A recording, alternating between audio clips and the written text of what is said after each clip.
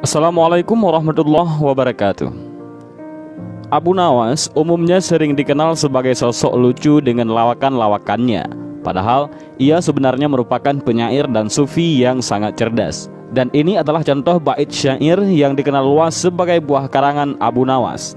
Ilahi lastulil firdausi ahla, wala aqwa ala naril jahimi, fahabli taubata waghfir zunubi, fa innaka ghafir dzambil azimi. Tuhanku, tidaklah pantas hamba menjadi penghuni surga, namun hamba juga tidak kuat menahan panas api neraka. Maka beri hamba taubat dan ampunilah hamba atas dosa-dosa hamba, karena sesungguhnya Engkau Maha Pengampun lagi Maha Agung. Sudah lama kaum muslimin di Indonesia akrab dengan syair Abu Nawas tersebut.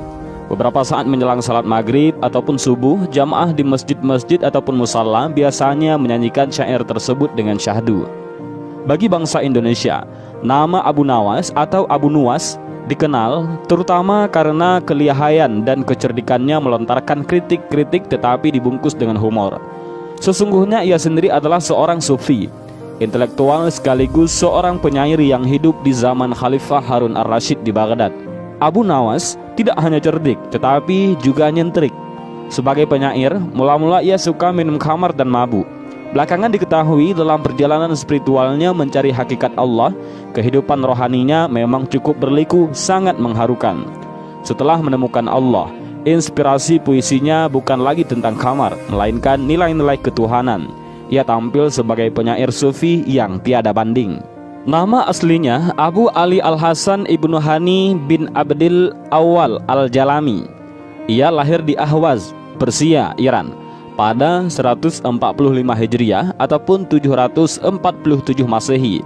Ayahnya, Marwan bin Muhammad, merupakan anggota legiun militer khalifah terakhir Bani Umayyah di Damaskus, yaitu Harun ar-Rasyid.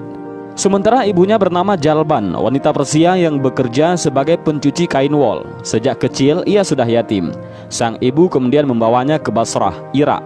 Di kota inilah ia belajar berbagai ilmu pengetahuan. Ia mulai dikenal sebagai penyair muda berbakat bersamaan dengan dimulainya pemerintahan Khalifah Harun ar-Rasyid dari dinasti Abbasiyah yang berlanjut pada masa pemerintahan Al-Amin dan Al-Ma'mun. Ada beberapa riwayat yang menceritakan sebelum pertobatannya, Abu Nawas adalah seorang pemabuk berat. Syair-syairnya masa itu lebih banyak bercerita tentang minuman, wanita, dan cinta.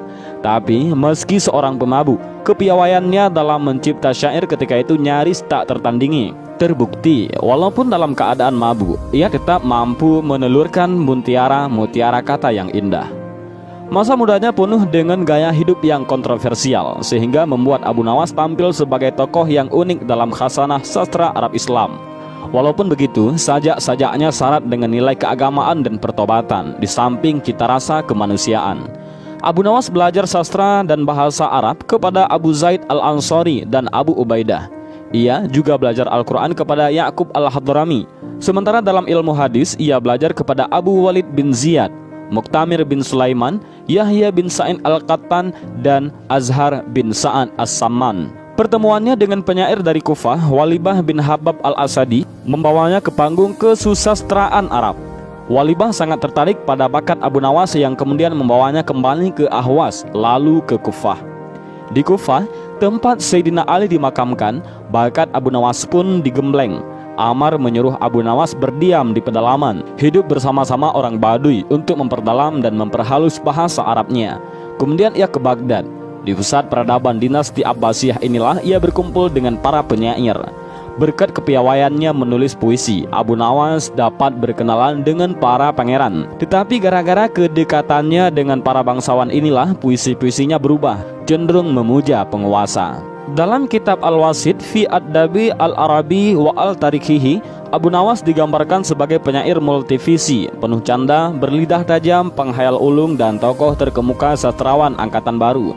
Hanya sayangnya, karya-karyanya jarang ditampilkan dalam berbagai kesempatan ataupun diskusi keagamaan.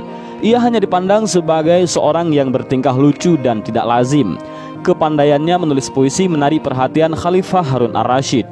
Melalui musikus istana, Ishaq Al-Wawasuli, Abu Nawas dipanggil untuk menjadi penyair istana ataupun syairul bilad. Dalam ensiklopedia Al-Munjid disebutkan, Abu Nawas diangkat sebagai pendekar para penyair yang bertugas mengubah puisi puji-pujian untuk khalifah.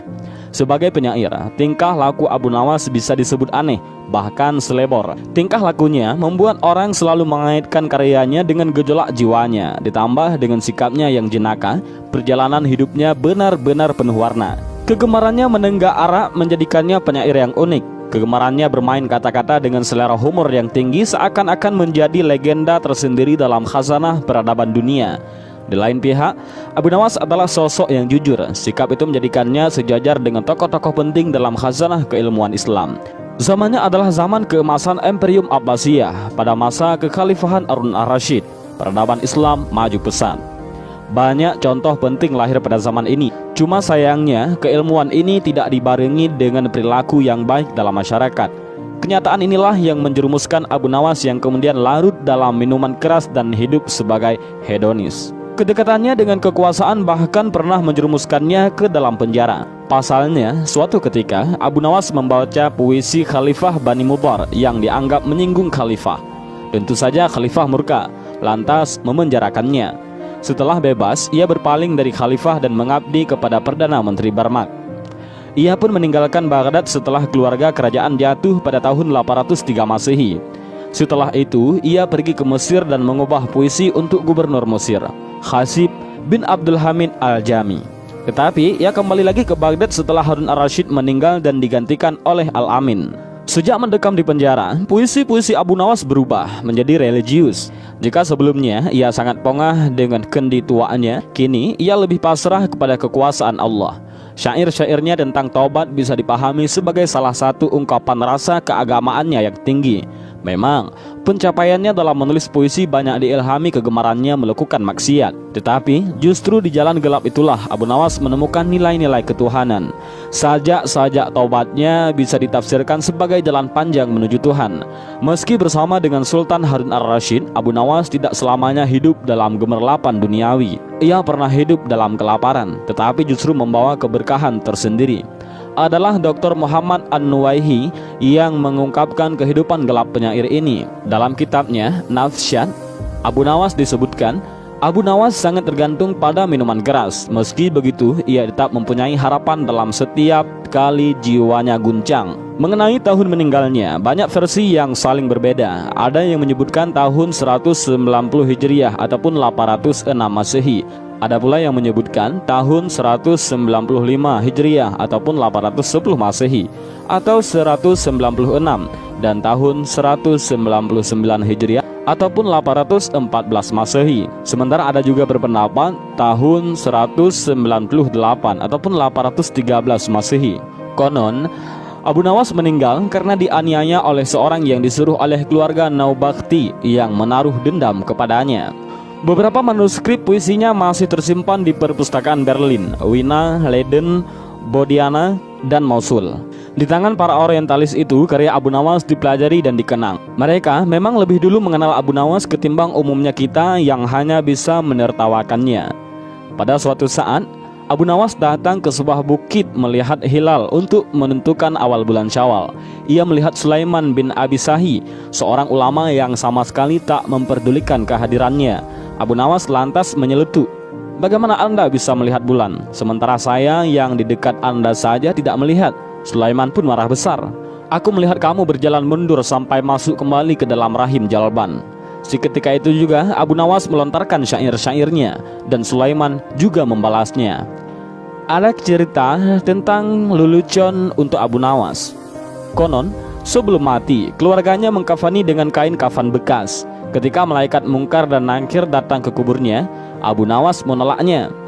"Ya Tuhan, kedua malaikat itu tidak melihat kain kafan saya yang sudah compang-camping dan lapuk ini. Itu artinya saya penghuni kubur yang sudah lama." Kedua malaikat itu pun pergi meninggalkannya. Dan tentu saja ini hanyalah lelucon yang menggambarkan sosok Abu Nawas yang memang jenaka. Kematian Abu Nawas memang penuh dengan misteri.